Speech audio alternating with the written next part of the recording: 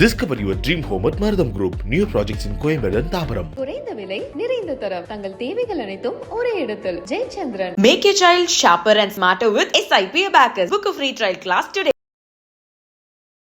ராணி அண்ணன் சொன்னாலே நான் நீனு போட்டி போட்டு வருவாளுங்க. நீ என்னனே இவளத்தான் கட்டுவேன் நிலையா நிக்கிற?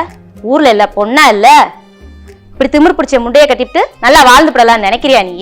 அதாவது டயலாக் டெலிவரி எல்லாமே ஓகே, பட் லுக் வைஸ் பாக்குறப்போ அவங்க கேட்குற அந்த லுக்ல நான் இல்லை. ஒரு 1 மந்த்துக்கு முன்னாடியே வந்து நீங்க மேக்கப் இதெல்லாம் வந்து யூஸ் பண்ணக்கூடாது. நெயில் பாலிஷு, ஐலைனரு, அந்த மாதிரி காஜெட் எதுவுமே இருக்கக்கூடாது. சாரி கட்டிட்டு வந்து நான் ரெடியாக நிற்கிறேன், சரி ஓகே அந்த சீன் ரிஹர்சல் போயிடலாமான்னு முத நாளே எனக்கு அந்த சீன் தான். போய் உட்காந்தோடனே ஆட்டோல இருந்து இழுத்து போட்டு அடிக்கிற மாதிரி சீன் எனக்கு ஒண்ணுமே புரியல. ரிஹர்சல்லையும் உண்மையா அடி விழுகும், ஷூட்லயும் உண்மையா அடி விழுகும். பொம்பளை பிள்ளைங்களை போய் எப்படி அடிக்கிறது, நான் அதெல்லாம் வீட்டுல பண்ணவே மாட்டேன் தம்பி அப்படின்றப்போ அவர் அதை பண்றதுக்கு யோசிக்கிறாரு. நீங்க போட்டு வெளுத்துருங்கண்ணே, ஒண்ணுமே பிரச்சனை இல்லை, ஒரு தடவை அடி வாங்கினாலும் நாங்க நல்லா வாங்கிக்கிறோம், திரும்ப திரும்ப எங்களால வாங்க முடியலனே. பேடுங்கிறது நம்ம நார்மலா பேக்ல இருந்து எடுக்கிறதோ அந்த மாதிரிலாம் இருக்காது. நீங்க வந்து பிளவுஸ்குள்ள வச்சுக்கணும், வச்சுட்டு அங்க இருந்து எடுத்து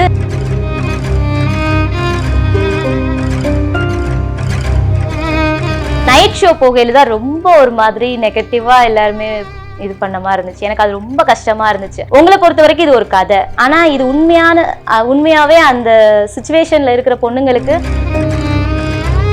பொட்டுக்காளி வந்து வந்தது.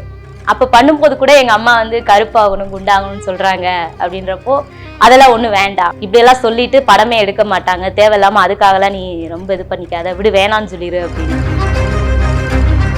சென்னையில போய் நம்ம எப்படி நம்ம இருக்க முடியும்னு சொல்லிட்டு கோவிட் டைம்ல எல்லாம் 2 மாசம் வந்து இங்க இருந்துட்டு அழுதுட்டு நான் வீட்டுக்கு போனேன். என்னால இங்கெல்லாம் வர முடியாது, என்னால வந்து சினிமா ஃபீல்டுக்குள்ள இருக்க முடியாது. எங்க அம்மா வந்து கடன் வாங்கி தான் என்னை அனுப்பி விட்டாங்க அந்த டைம்ல. கொட்டுக்காளி படத்துல சூர்யா அவர்களுக்கு தங்கச்சி ரோல் பிளே பண்ண ராணி அவர்கள் வந்திருக்காங்க. வணக்கம். வணக்கம். கொட்டுக்காளி படத்துல உங்களை வந்து எல்லார் வீட்லயும் இருக்கிற ஒரு பொண்ணா வந்து நாங்க பார்த்தோம். ஏன்னா அந்த சண்டை பண்ணிக்கிட்டு உரண்டை இழுத்துக்கிட்டு எப்ப பார்த்தாலும் கண்டிப்பா வந்து இந்த மாதிரி எல்லார் வீட்லயுமே ஒரு பொண்ணு இருப்பாங்க, அதே மாதிரியான ஒரு ரோல் தான். ஸோ உங்களுக்கு வந்து இந்த கதையை பத்தி ஃபர்ஸ்ட் உங்களுக்கு நரேட் வந்து எப்படி பண்ணாங்க அண்ட் ஆடிஷன்லாம் எப்படி நடந்துச்சு? ஆடிஷன்ல வந்து ஃபர்ஸ்ட் எடுத்தோடனே அந்த நான் இன்ட்ரோல பேசுவேன், சூர்யா அவரோட இன்ட்ரோல பேசுவேன், அந்த டைலாக் தான் சொன்னாங்க. ராணி அண்ணனாலே நான் நீனு போட்டி போட்டு வருவாளுங்க, அதை தான் சொல்ல சொன்னாங்க. ஃபஸ்ட்டு ஸ்கிரிப்ட் கொடுத்துட்டாங்க. ஒரு 1 மந்த்துக்கு முன்னாடியே வந்து நீங்கள் மேக்கப் இதெல்லாம் வந்து யூஸ் பண்ணக்கூடாது. நெயில் பாலிஷு, ஐலைனரு, அந்த மாதிரி காஜெட் எதுவுமே இருக்கக்கூடாது. நேச்சுரலாக இப்போ இருந்தே இருந்து பழகிக்கிறணும் அப்படின்னு சொல்லிட்டாங்க. அதுக்கப்புறம் ரிஹர்சல் பார்க்கவுமே அவங்களுக்கு கொஞ்சம் கொஞ்சமாக அந்த கேரக்டருக்கு ஓகே கரெக்டாக வந்துடுவாங்க அப்படின்றது தெரிஞ்சிருச்சு. கொட்டுக்காளி படத்தில் பார்த்தீங்கன்னா உங்களுக்குன்னு யூனிக் சீன்ஸ்லாம் இருக்குது. ஒன்று வந்து இந்த பேட் சேஞ்ச் பண்ணுற சீன், இன்னொன்று பார்த்தீங்க அப்படின்னா இந்த நீங்கள் வந்து நாக்காலே சூர்யா அவர்கள் கண்ணில் இருக்க அந்த தூசியெல்லாம் வந்து எடுப்பீங்க. ஸோ இந்த மாதிரி உங்களுக்குன்னு ஒரு பர்டிகுலர்லி சீன்ஸ் எல்லாம் இருக்குல்ல, ஸோ அதை பற்றி சொல்ல முடியுமா அந்த சீன்ஸ் பற்றி? முன்னாடியே வந்து கேட்டுருவாங்க, ஏன்னா பேட் சீன் அப்படிங்கிறது நிறைய பேர் வந்து பண்ண வந்து சங்கடப்படுவாங்க.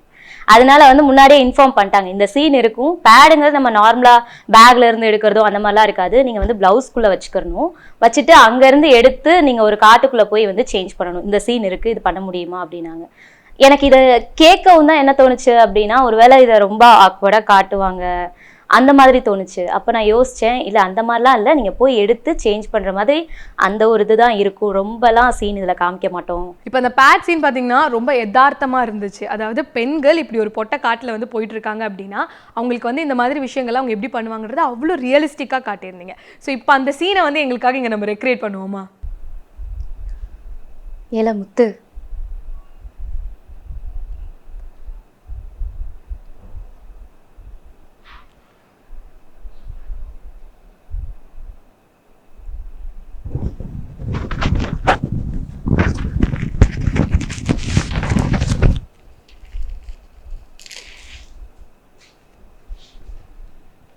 வா சூப்பர், அவ்வளோ இயல்பாக இருந்துச்சு.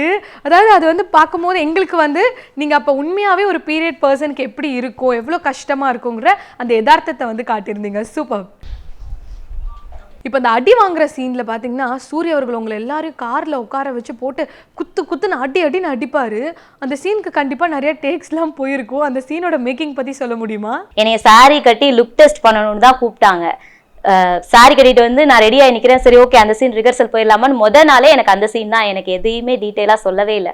போய் உட்காந்தோடனே ஆட்டோலேருந்து இழுத்து போட்டு அடிக்கிற மாதிரி சீனு. எனக்கு ஒன்றுமே புரியலை, என்ன நடக்குறீங்க, ஒருவேளை இங்கே தான் இப்படி இருக்கும் போல, ஏதோ தெரியாமல் அடிச்சிட்டாங்க போல. ஏன்னா அன்னைக்கே எனக்கு கையில் அடி, இந்த இடத்துல வீங்கிருச்சு, அப்புறம் போட்டு தையல் தெரியாமல் பட்டிருக்குன்னு தான் நான் நினச்சேன். ஆனால் அது தெரியாமல் அது வந்து ஷூட்ல, நான் சொல்றது ரிஹர்சல்ல மேக்கிங் எடுக்கல. ஆனா அது பயங்கரமா இருக்கும், அதுல அடியெல்லாம் பயங்கரமா விழுகும். அதுக்கப்புறமா அந்த சீன் வந்து அடுத்தடுத்து இடையில நாங்க ரிஹர்சல் பார்த்துட்டே இருப்போம். ஆனா ஷூட் போகிறதுக்கு ஒரு 2 நாளைக்கு முன்னாடியுமே வந்து அது, ஏன்னா அது எல்லாருமே வந்து ஒரு பயங்கர ஒரு சீன், அது எல்லாருமே வந்து ப்ராப்பரா பண்ணணுன்றதுக்காக ரொம்ப மெனக்கெட்டு பண்ணாங்க. அப்படின்றப்ப ரிஹர்சல்லையும் உண்மையா அடி விழுகும், ஷூட்லயும் உண்மையா அடி விழுகும். அது வந்து ஃபேக்கா பண்ணோம் அப்படின்னா சிங் சவுண்ட் அப்படிங்கிறதுனால தெரியும் நம்ம உண்மையா அடிக்கிறோமா இல்லை சும்மா அடிக்கிற மாதிரி நடிக்கிறோமா. அந்த சவுண்டு கேட்டாலே உங்களுக்கு தெரிஞ்சிருக்கும் எல்லாருமே உண்மையா தான் அடி வாங்கியிருப்போம். இன்னொன்று என்னன்னா, அவருக்கு வந்து கையில் அடிபட்டு இருந்துச்சு. ஏன்னா விடுதலை ஷூட் முடிஞ்சு மறுநாளே எங்க கொட்டுக்காலிக்கு வந்துட்டாங்க அவங்க. அப்பயே அவருக்கு வந்து இந்த இடம் அடிபட்டு இருந்துச்சு. அவர் ஆட்டோல வந்து இந்த கை தானே எடுத்து அடிக்க முடியும், ஸோ அவரால் ரொம்ப தூரம் இது பண்ண முடியாது. அவருமே ரொம்ப ஸ்ட்ரகிள் பண்ணி தான் பண்ணாங்க. ஏன்னா இந்த இடம் அவருக்கு வீங்கி இருக்கும், செவந்து இருக்கும், அவரால் ஓங்கி அடிக்க முடியாது. பட் அந்த ஃபோர்ஸ் கொடுத்தா மட்டும்தான் அந்த சீன் நல்லா இருக்கும். அப்படின்றப்போ 2-3 டேக்ல வந்து அவருக்கு அடிக்க, பொம்பளை பிள்ளைங்களை போய் எப்படி அடிக்கிறது, நான் அதெல்லாம் வீட்டில் பண்ணவே மாட்டேன் தம்பி அப்படின்றப்போ அவர் அதை பண்றதுக்கு யோசிக்கிறாரு. ஆனா இது திரும்ப திரும்ப போனா நாங்கள் அடி வாங்கிட்டே இருக்கோம்ல. அப்போ முத்தக்கா இருப்பாங்க, அவங்க சொல்லிடுவாங்க, அண்ணே நீங்க போட்டு வெளுத்துருங்கண்ணே, ஒண்ணுமே பிரச்சனை இல்லை, ஒரு தடவை அடி வாங்கினாலும் நாங்கள் நல்லா வாங்கிக்கிறோம், திரும்ப திரும்ப எங்களால வாங்க முடியலனே அப்படி சொல்லவும், என்னப்பா அடி அமௌண்ட் கொடுத்து கேட்குற மாதிரி கேட்குறீங்க அப்படின்னு. இல்லைண்ணே நீங்க அடிச்சிருங்கண்ணே ஒன்றும் பிரச்சனை இல்லைன்னு தான்.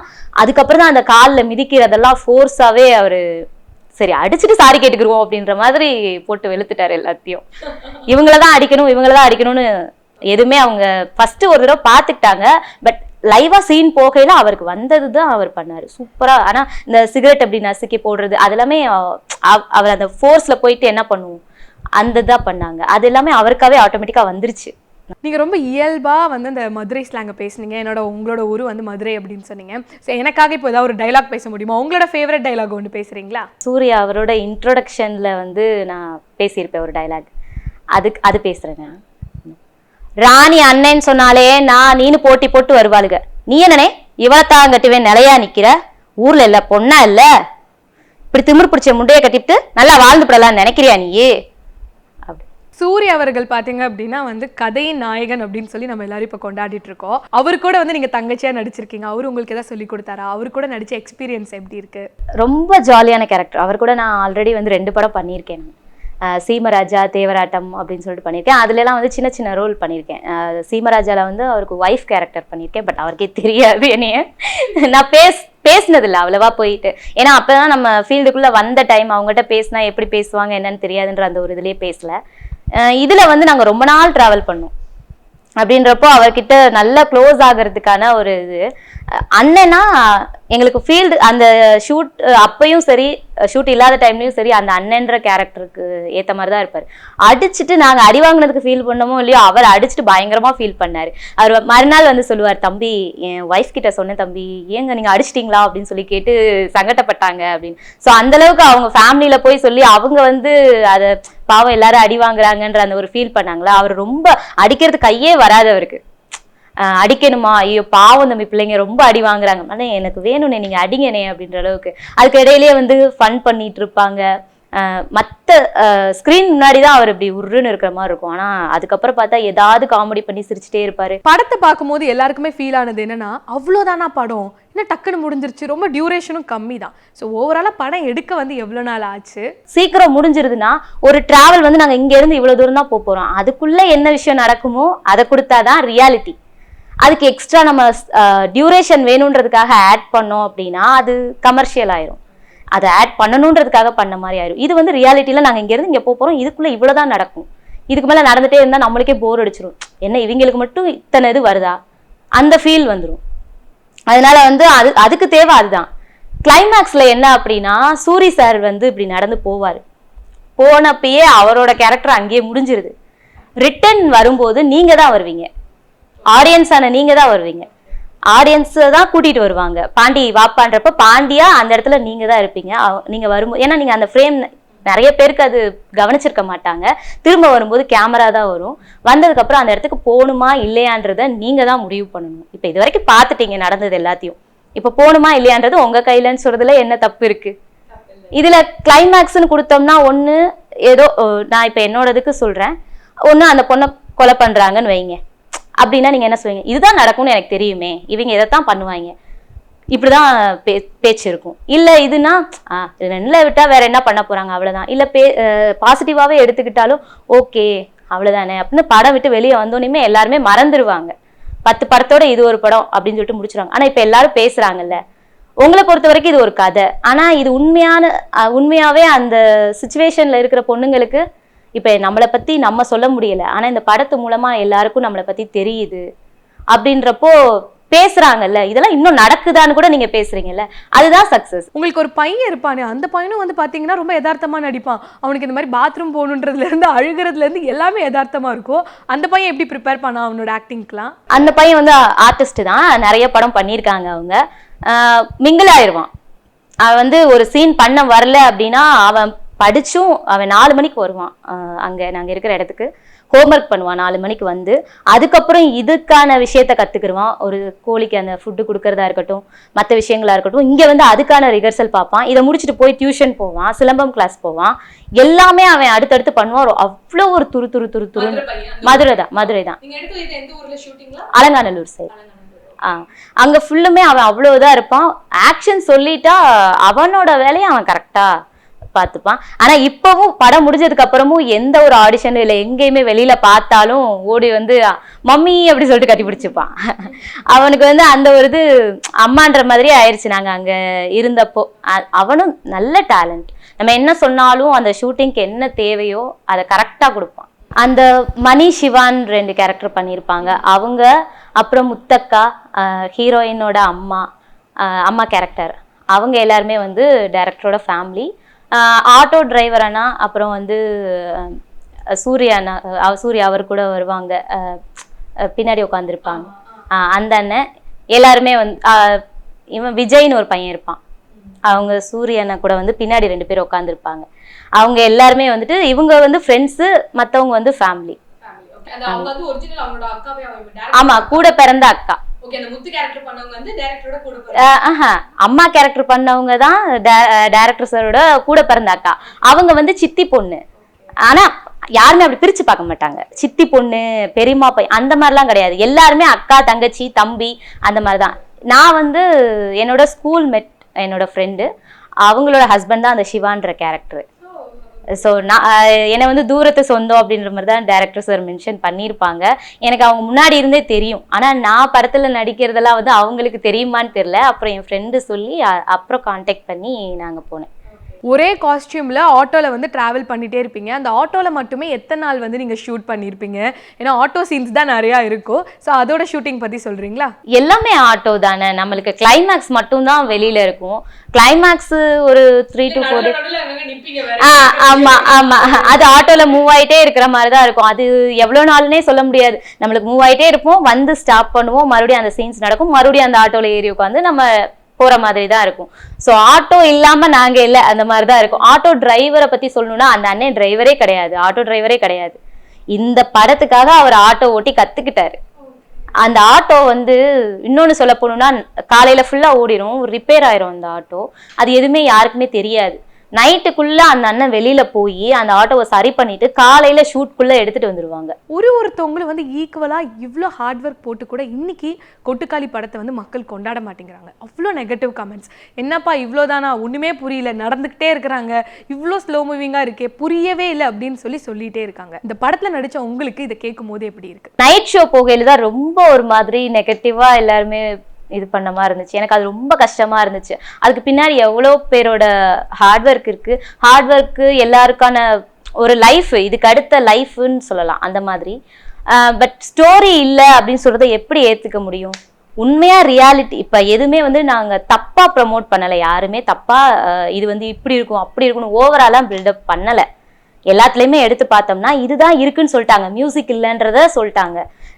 வந்து இந்த கிளைமேக்ஸ் வந்து உங்களுக்கு புதுவிதமா இருக்குன்றத சொல்லிட்டாங்க. அவார்ட்கான ஃபிலிம்ன்றதையும் சொல்லிட்டாங்க. அவங்களோட ஃபர்ஸ்ட் படம் மாதிரி தான் இதுவும் இருக்குன்றதையும் சொல்லிட்டாங்க. எல்லாமே சொல்லிட்டாங்கல்ல. அப்போ நீங்க பெருசா மைண்ட் செட் பண்ணிட்டு வந்தா அது ஒன்றும் இல்லாத மாதிரி தான் தெரியும். இன்னொரு விஷயம் என்னன்னா, நல்லா இல்லைன்ட்டே போனா நல்லா இருக்கிற விஷயம் கூட நல்லா இல்லாம தான் தெரியும். நம்ம புதுசா ஒரு விஷயத்த பார்க்க இதை தான் சொன்னாரு. நீங்க வந்து கருடன் மாதிரியோ இல்ல விடுதலை மாதிரியோ இதை நினைச்சு போகாதீங்க அப்படின்னு சொல்லி சூரி சார் வந்து எல்லா இன்டர்வியூலயுமே முன்னாடியே சொல்லியிருப்பாங்க. அப்படின்றப்போ நம்ம அது கருடன் மாதிரி இல்ல, இது இவருக்கு ஃபிளாப்பு, இதெல்லாம் வந்து எப்படின்னு ஒவ்வொரு கேரக்டரையும் மாத்தி மாத்தி பண்றதுதானே ஒரு ஆர்டிஸ்டோட வேலை. அவங்க வந்து இப்போ காமெடியா பண்ணாங்க, ஹீரோவா பண்றப்போ அக்செப்ட் பண்ணீங்கல்ல, ஏன்னா அந்த எஃபர்ட் அவர் கொடுத்துருக்காரு. அப்படின்றப்போ இது ஒரு புதுவிதமா அவர் ட்ரை பண்ணியிருக்காரு. அதை எவ்வளவு அப்ரிஷியேட் பண்ணணும். யாருமே அதை எடுத்து தைரியமா பண்ண மாட்டாங்க. அந்த தைரியத்துக்கே வந்து அவரை வந்து நம்ம மோட்டிவேட் பண்ணாதான் அடுத்து யாருமே தைரியமா பண்ணுவாங்க இப்படி ஒரு கதையை. ஸோ எஸ்கே அவர்களோட ப்ரொடக்ஷனில் வந்து படம் வந்திருக்கு. எஸ்கே நான் பார்த்துட்டு என்ன சொன்னார், அண்ட் முக்கியமாக உலகநாயகன் கமல்ஹாசன் அவர்களும் உங்கள் படத்தை பற்றி அழகாக ஒரு லெட்டர் எழுதி வந்து வெளியிட்டிருந்தாரு. அதில் வந்து ஃபர்ஸ்ட் லைன்லேயே உங்களை பற்றி மென்ஷனும் பண்ணியிருந்தாங்க. அவர் என்ன சொன்னார், அண்ட் மிஸ்கின் அவர்களும் வந்து ரொம்ப பாராட்டியிருக்காரு. ஸோ இவங்கெல்லாம் உங்களுக்காக பர்டிகுலர்லி உங்கள் கேரக்டர் பற்றி என்ன சொன்னாங்கன்னு சொல்ல முடியுமா? எஸ்கே நான் வந்துட்டு நாங்கள் ஃபர்ஸ்ட் ப்ரிவியூ ஷோ போகையில தான் அவர் எங்களை நேரடியாக பார்க்குறாரு. ஷூட் டைமில் வந்து அவர் எங்களை பார்க்கல. அவர் கூட ஆல்ரெடி சீமராஜா பண்ணப்போ இருந்தா, ஆனால் என்ன அவங்களுக்கு தெரியாது. இந்த படம் முடிச்சுட்டு போகையிலேயுமே என்னை அவருக்கு அடையாளம் தெரியல. பார்த்துட்டு ஹாய் அப்படின்னாங்க, அவ்வளோதான். திரும்ப ஒவ்வொருத்தரையா கூப்பிட்டு பேசையில தான் அந்த பொண்ணு எங்க வரலையா அப்படின்னாங்க. அப்படி பார்த்துட்டு அண்ணே நான் தானே அப்படின்னு அவர் என்னது நீங்க தான் பண்ணியிருந்தீங்களா, சாரிங்க சூப்பராக பண்ணியிருந்தீங்க, நல்லா எல்லாருமே வேற லெவலில் பண்ணிருக்கீங்க, எங்க அக்கா அம்மாலாம் இப்படிதான் பேசிட்டு இருப்பாங்க வீட்டுல, அதே மாதிரி இருந்துச்சு அப்படின்னாங்க. அப்போ ஓகே, நம்ம கேரக்டர் அவங்களுக்கு பதிவாயிருச்சு, பட் நம்ம யாருன்றது தெரியல அவங்களுக்கு. மிஸ்கின் சார் அங்கேருந்து வந்த உடனே ஹீரோயினை பிளஸ் பண்ணாங்க. நம்மளுக்கு அங்கேருந்து பார்த்தா போதுன்ற மைண்ட் செட்டில் தான் நான் இருந்ததெல்லாம் அப்படிதான், அவங்க பார்த்தா போதும் அப்படின்னு. ஆனால் அங்கேருந்து நேராக வந்தோடனே ஹக் பண்ணிட்டாங்க. மிஸ்கின் சார் வந்து ஹக் பண்ணிட்டு கையில் கிஸ் பண்ணிட்டு எல்லாரையுமே ஹக் பண்ணி கிஸ் பண்ணிட்டு பயங்கரமா அவர் அன்னைக்கு நைட்டு ஆஃபீஸ்க்கு எல்லாரையுமே கூப்பிட்டு வச்சு பாராட்டிகிட்டே இருக்காரு. அவரால் அதுல இருந்து வரவே முடியல. இப்படி ஒரு படம் இவ்வளோ தத்ரூபமா யாராலையும் நடிக்க முடியாது, இவ்வளோ இதாக பண்ண முடியாது, வினோத் அவ்வளோ அழகா ஹேண்டில் பண்ணி கொண்டு வந்திருக்காங்க அப்படின்னு சொல்லி பயங்கரமா பேசிட்டு இருந்தாரு. அவர் தான் இந்த படத்தை ப்ரமோட் பண்ணணும், வெளியே கொண்டு வரணும், எல்லாரையும் பார்க்க வைக்கணும். வினோத் நீ ஜெயிக்கும் ஜெயிக்காதுன்றதுலாம் கவலைப்படாத, நீ ஒரு படைப்பாளி, நீ கரெக்டா நீ உன்னோட கொண்டு போயிருக்க, இது சூப்பரா இருக்கு, கண்டிப்பா ஒர்க் அவுட் ஆகும் அப்படின்னு சொல்லி பயங்கரமா அவங்க அதை என்ஜாய் பண்ணி பார்த்தாங்க. ராணியா நாங்கள் உங்களை கொட்டுக்காலியில் பார்த்துட்டோம், பட் கண்டிப்பா இந்த ஒரு இடத்துக்கு வரத்துக்கு ரொம்ப நாள் போராட்டம் வந்து இருக்கும். ஸோ அபிநயாவோட அந்த ஓவரால் சினிமாக்குள்ள வரணுங்கிற அந்த ஒரு ஜேர்னியை பத்தி சொல்ல முடியுமா? நிறைய என்னன்னா, நம்ம பண்ணும்போது டேலண்ட் இருக்குன்னு சொல்லுவாங்க, பட் வாய்ப்பு கொடுக்க யாருமே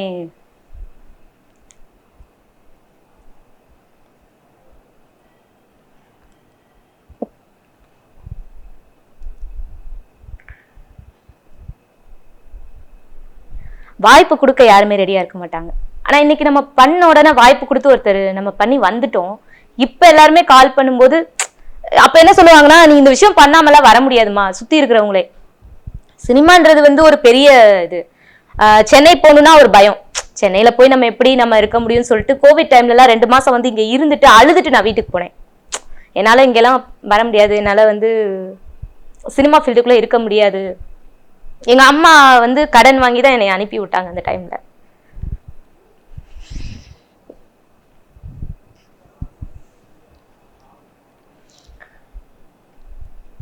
ஏன்னா லைஃப்ல வந்து நம்ம எதுவுமே எதுக்கு வந்தோம் எதுக்கு நம்ம இருக்கோன்றதே தெரியாத அளவுக்கு தான் இருந்துச்சு.